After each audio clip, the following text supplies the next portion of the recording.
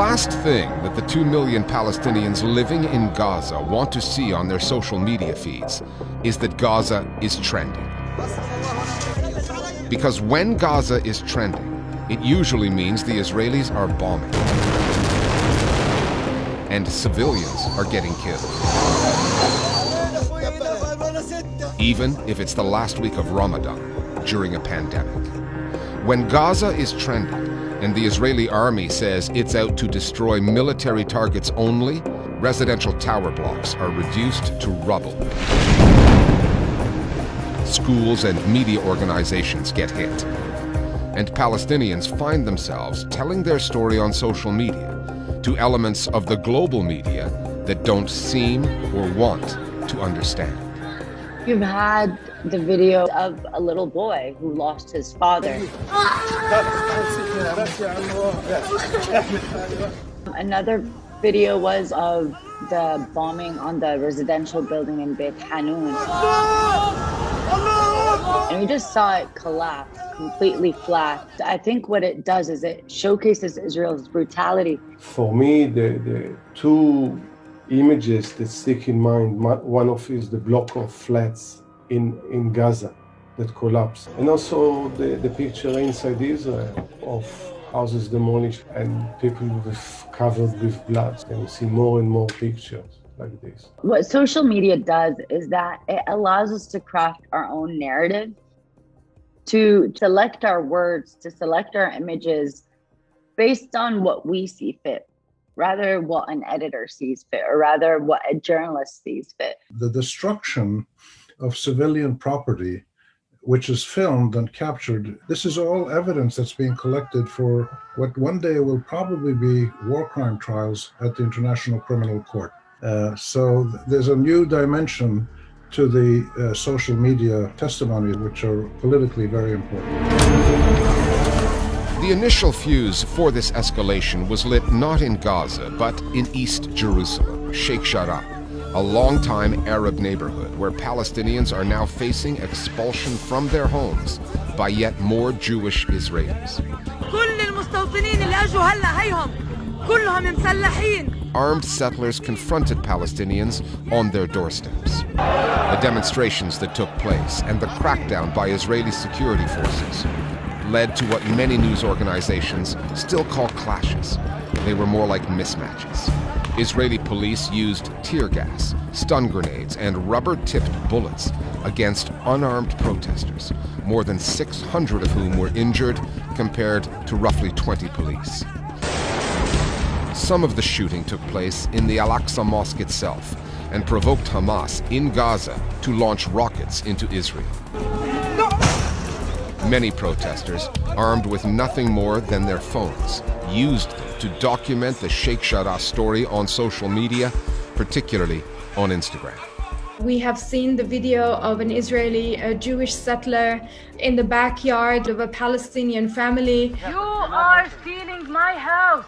And if I don't steal it, someone else is going to steal it. And that video, which has made so many rounds, is a testament again to the ongoing ethnic cleansing of Palestinians. Other videos that went viral were of the Israeli settlers going around Sheikh Jarrah with their guns and their pistols as though they are in some video game of Counter-Strike. But they're actually shooting at people, Palestinians.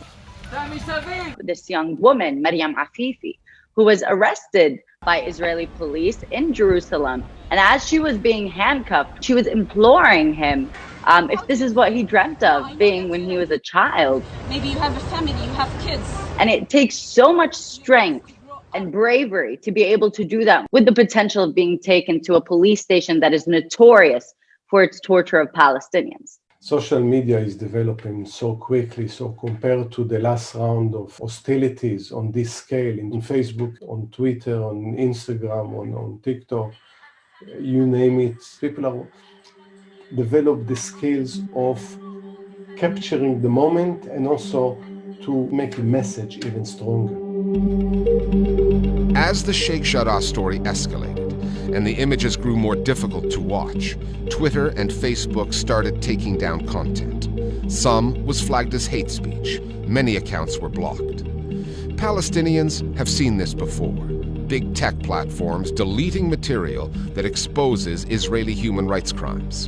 Often, those platforms are told to do so by the authorities, something Israel's justice minister boasted about publicly in 2016. לפני שנה השיתוף פעולה, הייתי אומרת, היה עומד על 50%.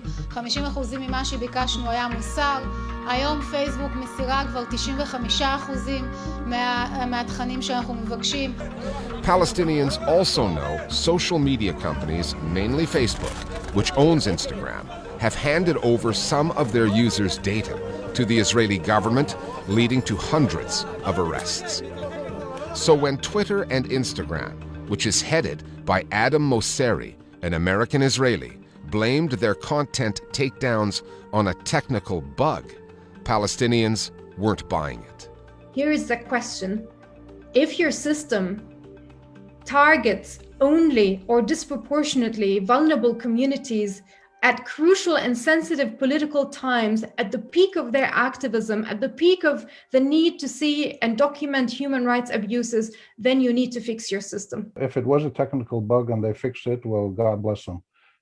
If it hasn't been fixed and this technical bug has permeated how social media and other media provide imbalanced coverage of Palestine and Israel, then it's a technical bug in their moral genes. News organizations are struggling to keep up with developments. Israeli ground troops moving onto the border with Gaza. Communal violence breaking out in multiple Israeli cities. Reports of attempted lynchings on both sides. Talk from the Israeli president of a looming civil war.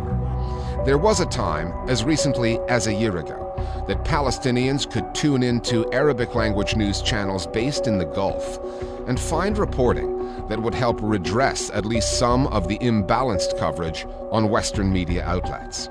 That is no longer the case.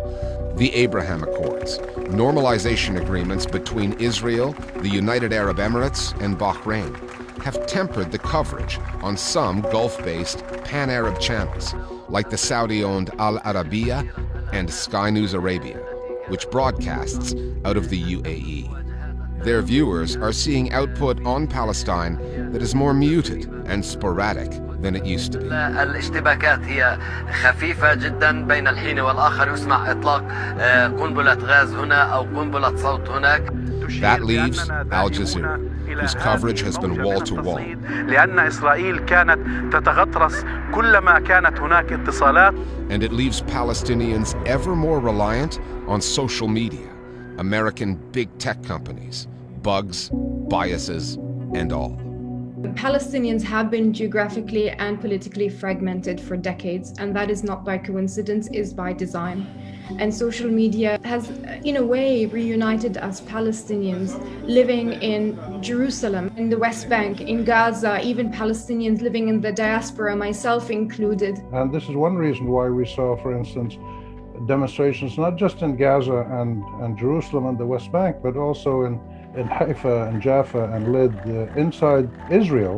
But the fundamental balance of power on the ground, military and political, remains heavily in Israel's favor. And just like they're censoring Palestinians now, they're going to censor other struggles.